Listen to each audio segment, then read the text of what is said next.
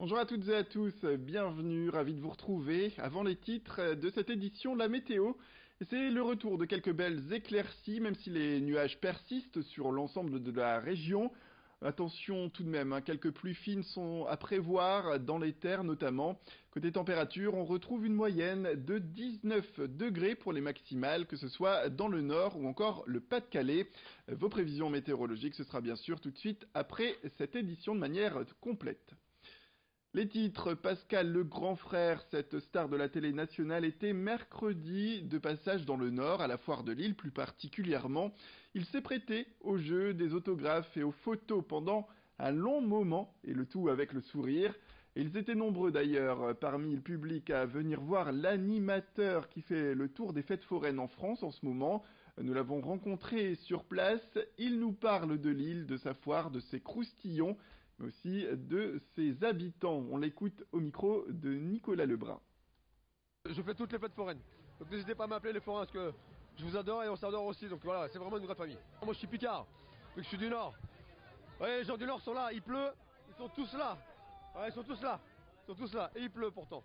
Donc voilà, donc les gens du Nord c'est comme ça, ils parlent avec le cœur. Quand on vient on pleure et quand on part on pleure. Croustillon de Lille, enfin tous les croustillons des fêtes foraines, j'adore. Alors juste un reproche, dans le sud, faites des croustillons, je vous assure, vous allez aimer. Ah, vous avez vu le maillot? Lille, les gars.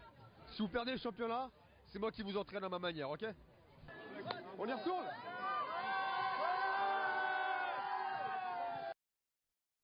Pascal le grand frère qui était à la foire de Lille pour cette ouverture de la foire, cette foire qui sera d'ailleurs ouverte jusqu'à 4 heures du matin pendant le week-end de la braderie de Lille. Avis aux amateurs. Gros plan toujours sur la braderie, mais cette fois sur son histoire avec Élodie de Vreyer, auteur du livre La braderie, une histoire lilloise, sorti en 2014 aux éditions Ouest France. La journaliste revient sur l'origine de cet événement qui date, on le rappelle, du Moyen Âge. Elle nous livre des faits historiques et des anecdotes avec le témoignage notamment de celles et ceux qui font vivre ce rendez-vous annuel, cette grande fête chaque année. Idil Gunay et Marco Saï étaient avec elle pour parler de ce bouquin. L'événement populaire braderie tel qu'on le connaît, c'est-à-dire vraiment à la fois l'événement où on vend des vieilles choses et aussi où on fait la fête, je dirais, d'après les recherches, que ça s'est vraiment développé à la fin du 19e siècle. Alors c'est vrai que peut-être parce que Lille était une ville à l'époque très, très ouvrière et très pauvre, donc beaucoup de gens avaient intérêt peut-être à vendre des vieilles choses. Il faut savoir aussi que c'est à ce moment-là, c'est devenu extrêmement populaire. Très très festif, donc c'était une période, le chansonnier des Rousseau raconte que c'était une période où on s'amusait par exemple à faire des farces aux gens qui extérieurs à la braderie, on leur accrochait des objets bizarres dans le dos, etc. On leur faisait des blagues. C'était un jour férié, le lundi de braderie.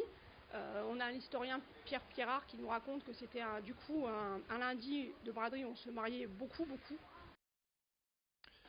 La braderie, c'est aussi la sécurité, un point clé pendant l'événement. Plusieurs fourgons de CRS, des policiers à pied ou même des hélicoptères seront mobilisés durant tout le week-end, mais il y aura également parmi eux des policiers à cheval. L'unité équestre lilloise qui compte 12 cavaliers en tout sera de la partie avec des patrouilles de 4 chevaux qui arpenteront les rues de Lille pour les sécuriser. Rencontre avec un moniteur, deux cavaliers et leurs chevaux en plein préparatif. Tout de suite, le reportage d'Alexis Tessier. Vous l'avez peut-être croisé lors de manifestations aux abords des stades de foot, au carnaval de Dunkerque ou même à l'Enduropal, la police à cheval, mobilisée aussi pendant la braderie. Et à quelques jours de l'événement lillois, entraînement pour vikings et artistes, deux chevaux boulonnais, une race d'équidés qui n'est pas choisie au hasard. Il faut des chevaux avec des très bons pieds, parce qu'on est essentiellement sur du macadam, donc on a une ferrure qui est assez récurrente, à savoir tous les 5-6 semaines, des bons membres solides, parce que c'est des chevaux qui sont amenés à travailler 3, 4, 5 heures par jour, avec des selles de travail, des cavaliers équipés, donc ça leur arrive d'avoir plus de 100 kg sur le dos. Donc le côté physique, des chevaux avec un dos court, pour justement le côté porteur de la chose. D'un second côté, le côté mental, sur des chevaux froids, placides, qui ont des réactions mesurées par rapport aux éléments extérieurs qu'ils peuvent rencontrer sur la voie publique. Au programme du jour, franchissement d'obstacles, formation de barrages. C'est pas du statique, c'est-à-dire que les gens, moi je vais venir ici, la collègue elle va avancer un peu, voilà, monsieur, oh, là je vais reculer, collègue, voilà, ok je veux passer, voilà. Là, on a vraiment une présence qui fait que les gens n'ont pas envie de franchir cette ligne. Hein. Les chevaux font même face à des pétards. Des exercices qui simulent les situations qu'ils peuvent rencontrer dans un événement. On essaye de faire au mieux avec nos banderoles, avec des jets de projectiles. On fait venir plusieurs collègues hein, pour représenter une masse de 20-30 personnes. On fait charger les chevaux, on claque des projectiles, des fumigènes. On essaie vraiment de se rapprocher des éléments extérieurs auxquels on pourrait être rencontré sur le terrain, quoi. Le cheval, à la base, est un animal grégaire, donc le cheval, dès qu'il a peur, son moyen de défense, c'est la fuite. Hein. D'accord. Donc si on ne l'acclimate pas à ce genre d'exercice, c'est sûr qu'on ira à l'échec. Hein. On est obligé de passer par la case d'entraînement pour amener un cheval, optimiser un cheval sur la voie publique. Les chevaux s'entraînent tous les jours avec les différents cavaliers de la police nationale, comme Fabrice qui sera sur son cheval pendant la braderie. Dans la braderie, on est utilisé en patrouille de sécurisation, donc en détection de foule, de mouvements de foule. Là, on est toujours dans le cadre du Vigipirate, donc assez sensible. Donc en étant à cheval, on a une meilleure vue à l'intérieur, donc on patrouille et on regarde ce qui se passe.